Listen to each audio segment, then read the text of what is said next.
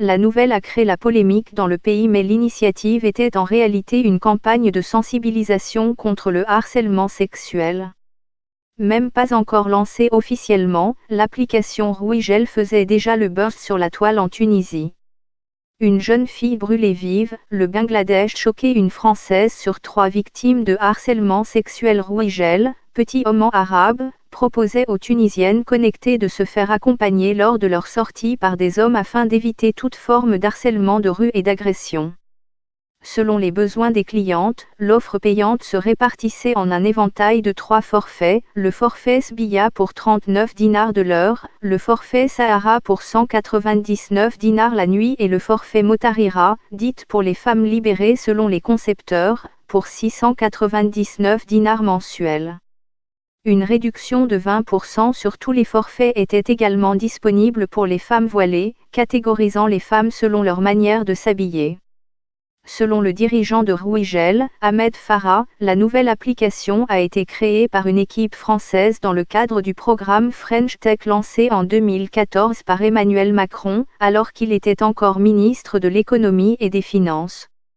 Et Ahmed Farah n'avait pas hésité à insister sur des hommes triés sur le volet pour garantir le respect de la femme, en soulignant qu'une majorité étaient des binationaux ou des étrangers, comme pour mieux accabler l'homme tunisien.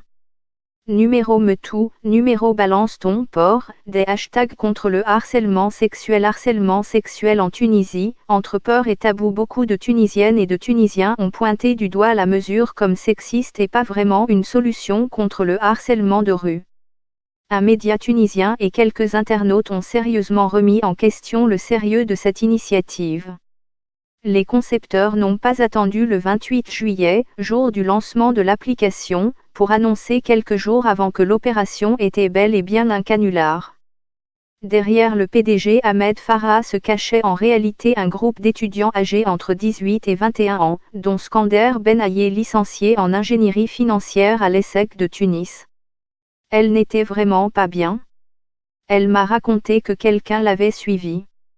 C'est une histoire d'harcèlement qu'on pourrait qualifier d'habituel et que vit au quotidien plusieurs filles et femmes en Tunisie, a-t-il expliqué.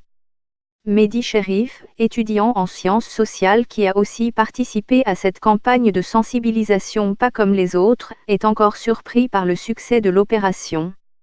En 24 heures, nous avons eu 300 000 vues et plus de 5 000 partages. Ça a pris beaucoup plus d'ampleur que ce que l'on pouvait imaginer, a-t-il constaté. Une Saoudienne jugée pour une embrassade. Une loi criminalisant les violences sexuelles au Maroc. Les étudiants ont réussi leur coup, ouvrir et alimenter le débat autour du harcèlement sexuel en Tunisie.